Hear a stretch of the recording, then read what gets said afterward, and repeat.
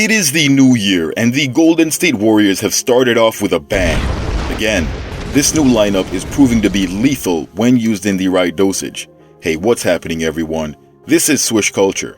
As the Warriors saga continues, the team has been enduring some major ups and downs.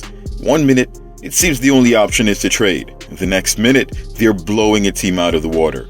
So, what does this really mean? This and more in today's video, so without further delay, let's get to it.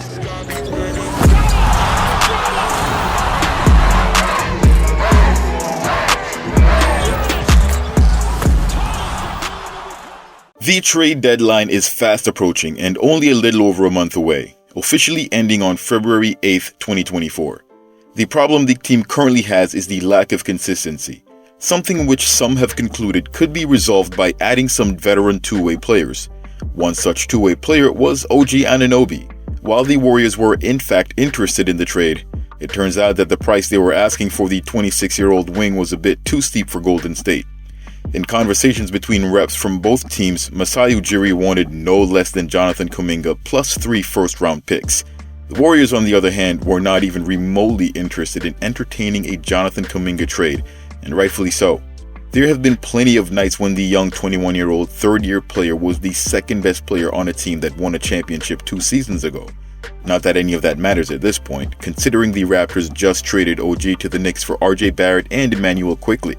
It does go to show you, however, that the team is very much invested in Jonathan Kuminga and believes he could take that next step given the right opportunity. Alternatively, there have been trade talks surrounding the Raptors All-Star Pascal Siakam. Although the 6'8" former All-Star has struggled from 3 this season, he seems to be reverting back to the norm over his last few games. While this may matter for his trade value, it may not matter for his future with the Raptors. Siakam wants to enter free agency to give himself more control over his future, but the Raptors, if interested in competing in the near future, would be doing more harm than good to their franchise if they don't trade him by the deadline and let another team sign him in free agency. He doesn't exactly fit the timeline of the emergence of Scottie Barnes and is more valuable to Toronto as a trade piece. The next few weeks, however, do give Toronto a look at how well he plays next to these young players, as Siakam is still only 29, and if they don't get good trade offers now, would probably like to know what they should offer him if they don't want him to walk at the end of the season and get nothing in return. So what does this mean for the Warriors? Well, the Warriors have a bit of a strange depth issue. The team doesn't currently have 5 players that stand out so much above the rest as deserving of consistent playing time. This hasn't always been the case. The Warriors started this season with a 5-man lineup that had the best overall rating from the prior year, despite the team losing in the second round to the Lakers. The quick start this season with the team going 6-2 in their first 8 games gave hope that this was a continuation of last season in terms of starters, with an improved bench that could hold on to and, in some cases, even improve what was usually a Warriors lead when Steph Curry would go to the bench. What they currently have, however, is a group of 12 to 13 players who all could provide quality starter minutes given the opportunity. So does the team stick with underperforming vets who might just be in a funk, or try to cook up a new formula based around the younger and at times seemingly better players? A lineup that knows what it takes to win a championship but looks terrible, or one with no championship experience that looks better but might ultimately not really be a contender? Herein lies the conundrum of the Golden State Warriors. When you get into the details, however, things start to clear up. Although the sample sizes are small, one thing is becoming obvious. Let me see if you guys can figure it out. First up, the team's record. The Warriors' record when Klay Thompson starts is 15-17. Their record when Wiggins starts is 9-12. When Draymond starts, it's 7-8. Interestingly enough, when Kevon Looney starts, the record is 15-13. This, I believe, is the only one that might not pass the eye test, but after his game against the Magic, it's obvious Looney can still play, it's just when he chooses to bring it. When Steph Curry starts, the team record is 16-15. So out of the main lineup, 3 players have a losing record when they're in the starting lineup: Wiggins, Klay, and Draymond Green. Draymond seemed to have been doing fine, but was this because he had Looney in the front court? So what about our young players? After losing to the Phoenix Suns with Draymond Green getting an indefinite suspension and falling to 10-14 on the season, it was clear something wasn't working, and Steve Kerr was forced to make a change to the starting lineup. Along with Draymond, Wiggins was removed from the starting lineup and replaced by Jonathan Kuminga and Brandon Podziemski. The Warriors' record with Jonathan Kuminga in the starting lineup this season is 6-5. With Podziemski, that number is 5-3. With Moses Moody, that number is 3-1. It's a rather small sample size for Moody, but over his entire career, his record as a starter with Golden State is still 11-7. Now, although there's some overlap, let's simplify this for a big picture look. With Draymond, Wiggins, and Klay's individual records added up, the Warriors have a cumulative record of 31-37. That's a below 500 squad coming in at 460, which is slightly worse than the current 485. They still land in the same spot, but closer to the bottom than the top. With Kuminga, Moody, and Pods, that record is 14-9.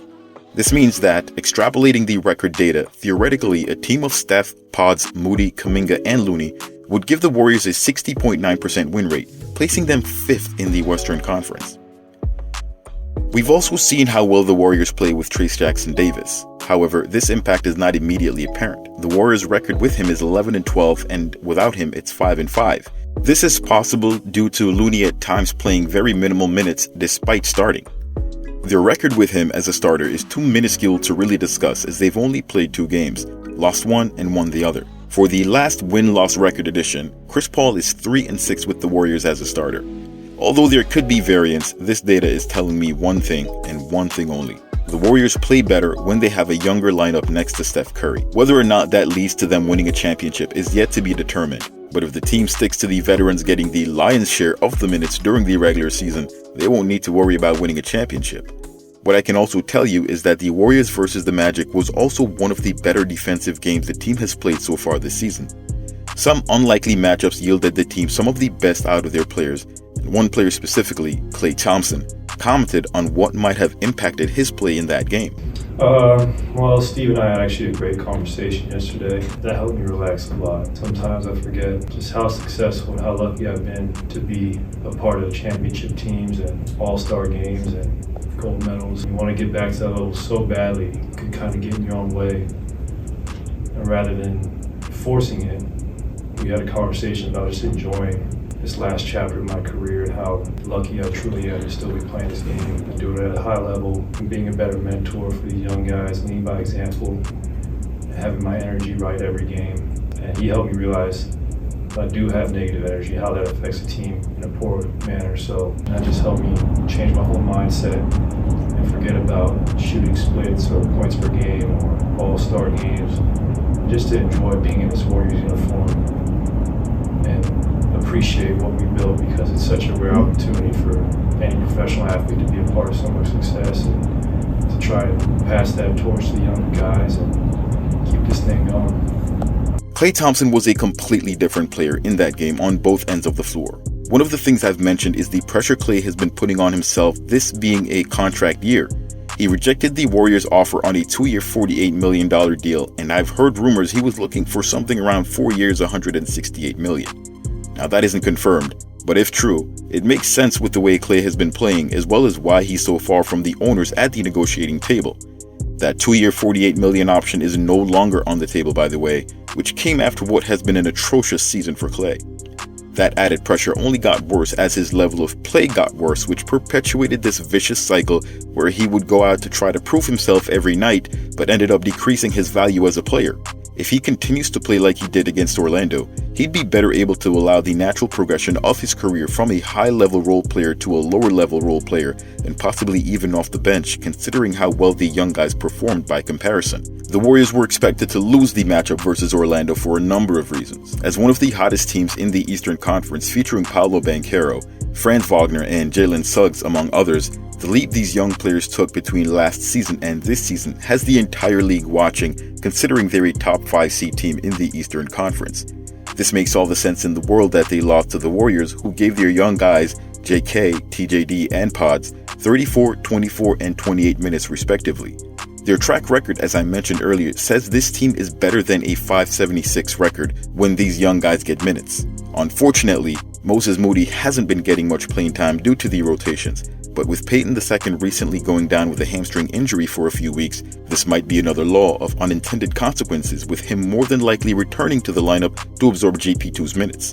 One thing we all got to see a bit more of is on-ball Steph Curry. I was actually surprised they didn't double-team Curry as he brought the ball into the half-court. Offensively, this was one of the reasons the Warriors' offense was clicking. Steve Kerr had injected Chris Paul into the starting lineup, but it was less motion offense and more of the ball in Curry's hands. I was actually expecting Steve Kerr to put the ball in CP3's hands and try to get Steph Curry going, but what happened was the opposite, at least in part due to what happened in the prior game against Dallas, where Chris went off for 24 points, going 6 for 9 from 3. His addition next to Curry gives the team more versatility on offense as far as spacing the floor and additional ball handling and facilitating, while allowing Curry more freedom to play on or off ball.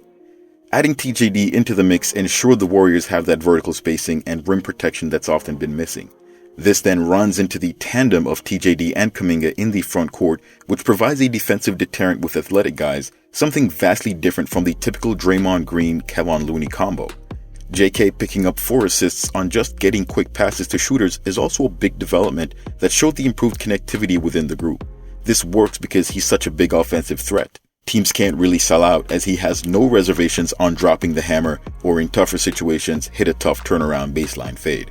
You can see in the consistent minutes he's been getting that he's developing in real time, and that blessing in disguise the Warriors received in the form of a Draymond suspension is paying dividends. This will likely keep the trade room quiet as far as Kuminga is concerned. However, it now opens the door for a lot of conversations regarding Draymond, his permanent place with the team, and that potential trade I mentioned above with Pascal Siakam.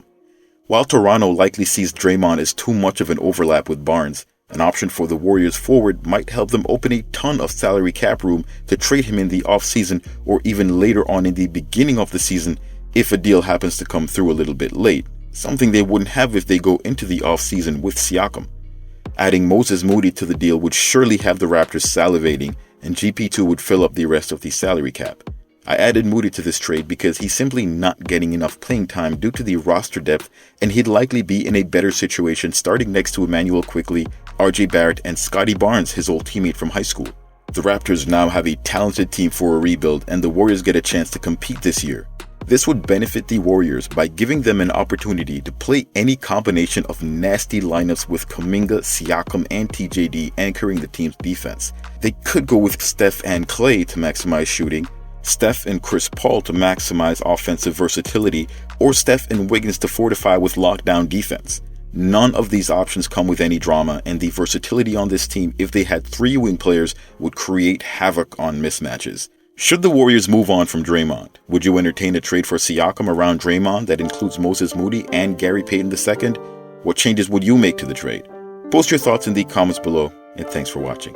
Till next time.